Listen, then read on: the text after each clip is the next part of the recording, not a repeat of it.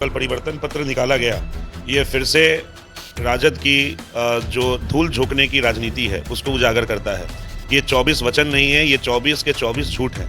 जो तो इनकी सरकार आने वाली है नहीं, जो पूरे 40 की 40 सीटें बिहार की हैं वो पूरी इस बार एनडीए गठबंधन और माननीय श्री नरेंद्र मोदी जी के झोली में जाने वाली है। लेकिन ये कहीं से भी तुलनात्मक है ही नहीं। आदरणीय नरेंद्र मोदी जी और श्रीमान तेजस्वी जी के राजनीतिक कद और राजनीतिक समझ और राजनीतिक संघर्ष तीनों में आकाश जमीन का अंतर है। ये कोई नई वैकेंसी नहीं थी।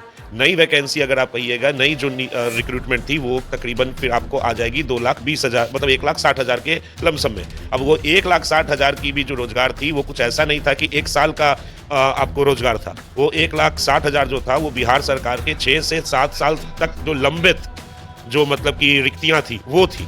तो मुझे कर दिया, क्या इनके उप मुख्यमंत्री पद के रहते हुए क्या कोई निवेश भारत बिहार में आया? क्या कोई फैक्ट्रियां खुल गई? क्या कोई बड़े एजुकेशन शिक्षा के इंस्टीट्यूशंस खुल गए? आप ही बताइए, हम आप बिहार में रहते हैं, क्या इनके उप मुख्यमंत्री के कार्यकाल में ऐसी चीजें हुई? जब ये चीजें हुई नहीं तो रोजगार सृजन कहाँ हुआ? और जो सरकार कांग्रेस पार्टी के चेहरा कौन है इस बार की चुनाव में? राहुल गांधी जी, जिनकी 10 साल की राजनीतिक सफर में एक ही योग्यता रही है, एक ही उपलब्धि रही है कि जब पूरा भारत देश ठंड में स्वेटर पहनता है तब वो हाफ टी शर्ट पहनते हैं।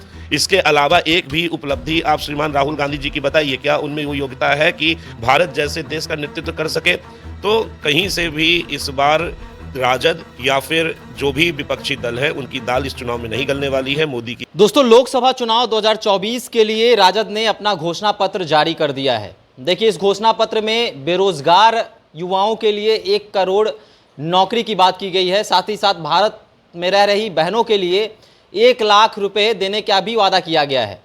आपको बता दें कि नीतीश कुमार के 7 निश्चय योजना की तरह तेजस्वी यादव ने 24 वचन दिए हैं, जिसको लेकर बात करने के लिए हमारे साथ लोजपा नेता राहुल सहाय मौजूद हैं। क्या लग रहा है सर, 24 वचन तेजस्वी यादव ने दिया है, एनडीए का पसीना छूटने वाला है। 1 करोड़ नौकरी की बात की गई है, बहुत बड़ी संख्या है, पसीना छूट रहा है एनडीए का। देखिए, 2 चीज़ तो है। पहली बात तो ये कि जो कल परिवर्तन पत्र निकाला गया, ये फिर से राजद की जो धूल झोंकने की राजनीति है उसको उजागर करता है। ये 24 वचन नहीं है, ये 24 के 24 झूठ हैं। जो भी वादे किए गए हैं, पहली बात तो ये कि ये वित्तीय रूप से पॉसिबल नहीं है, और दूसरी चीज़ ये कि राजद का कभी इतना बार्गेनिंग पावर गठबंधन में कांग्रेस के साथ हुआ ही नहीं, चाहे बना ही नहीं है कि अगर कभी इनकी सरकार बनी तो ये इतने सारे वादे कांग्रेस से निकलवा पाएंगे। ऐसे तो इनकी सरकार आने वाली है नहीं। जो पूरे 40 की 40 सीटें बिहार की हैं वो पूरी इस बार एनडीए गठबंधन और माननीय श्री नरेंद्र मोदी जी के झोली में जाने वाली है। लेकिन ये एक मौका था कि श्रीमान तेजस्वी जी एक सकारात्मक राजनीति का परिचय देते और कुछ एक ऐसे वादे करते जो कम से कम फिजिबल लगता। ये सारे वादे इनके कुछ नहीं, जनता को फिर से 90 के दशक में जिस तरीके से धूल झोंक के वोट लिया गया था उस तरीके की राजनीति फिर से दोहराई गई है। बिहार की जनता इस बार और जानती है कि ये सारे वादे कुछ नहीं, बस इसी तरीके से हवा हवाई है। तो सर, चर्चा ये हो रही है कि नरेंद्र मोदी जहां हिंदुत्व की बात करते हैं, अपने आप को हिंदुत्व का रक्षक बताते हैं, वहीं तेजस्वी यादव अपने आप को एम्प्लॉयमेंट मैन बता रहे हैं कि हम लोग रोजगार पैदा कर रहे हैं, नौकरी पैदा कर रहे हैं। क्या कुछ कहेंगे सर, नरेंद्र मोदी और तेजस्वी यादव में अब कंपेयर हो रहा है, क्या लग रहा है कि तेजस्वी यादव जो है नरेंद्र मोदी के समानांतर होते जा रहे हैं? देखिए, पहली बात तो ये कि ये कहीं से भी तुलनात्मक है ही नहीं। आदरणीय नरेंद्र मोदी जी और श्रीमान तेजस्वी जी के राजनीतिक कद और राजनीतिक समझ और राजनीतिक संघर्ष तीनों में आकाश जमीन का अंतर है। तो ये जो आपने कंपैरिजन किया ये बिल्कुल ही निराधार है। दूसरी बात ये, जहाँ तक रोजगार की बात करें तो जब मौका मिला श्रीमान तेजस्वी जी को, बिहार के उप मुख्यमंत्री भी रहे, और जो ये 5 लाख का आंकड़ा बोलते रहते हैं, पहली बात तो ये कि 5 लाख नौकरियां दी ही नहीं गई। अगर आप सरकारी आंकड़ा उठा के देखेंगे जो कि सरकार मानती है वो है 2,20,000। और 2,20,000 में से भी 60,000 ऐसे शिक्षक हैं जो नियोजित शिक्षक थे, जिनको अस्थाई बनाया गया। तो ये कोई नई वैकेंसी नहीं थी। नई वैकेंसी अगर आप कहिएगा, नई जो रिक्रूटमेंट थी वो तकरीबन फिर आपको आ जाएगी 2,20,000 मतलब 1,60,000 के लमसम में।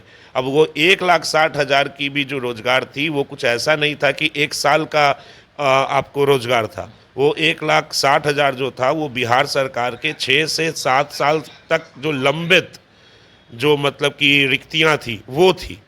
तो मुझे नहीं लगता कि इन्होंने कैसे रोजगार सृजन कर दिया। क्या इनके उप मुख्यमंत्री पद के रहते हुए क्या कोई निवेश भारत बिहार में आया? क्या कोई फैक्ट्रियां खुल गई? क्या कोई बड़े एजुकेशन शिक्षा के इंस्टीट्यूशंस खुल गए? आप ही बताइए, हम आप बिहार में रहते हैं, क्या इनके उप मुख्यमंत्री के कार्यकाल में ऐसी चीज़ें हुई? जब ये चीज़ें हुई नहीं तो रोजगार सृजन कहाँ हुआ? और जो सरकारी नौकरियां थी उनका आंकड़ा मैंने आपको बता दिया कि अगर देखा जाए तो यथार्थ रूप से 1,20,000 की रिक्तियां पूरी की गई। वो भी 1,20,000 की रिक्तियां जो बिहार सरकार की 7-6 साल 8 साल 10-10 साल की लंबित थी। तो रोजगार सृजन इन्होंने किया नहीं है और ना इनकी मंशा है, ना इनकी दिशा है रोजगार सृजन करने की।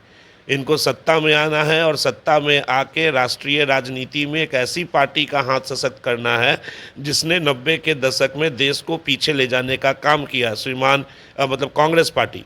और उस कांग्रेस पार्टी के चेहरा कौन है इस बार की चुनाव में? राहुल गांधी जी, जिनकी 10 साल की राजनीतिक सफ़र में एक ही योग्यता रही है, एक ही उपलब्धि रही है कि जब पूरा भारत देश ठंड में स्वेटर पहनता है तब वो हाफ टी शर्ट पहनते हैं।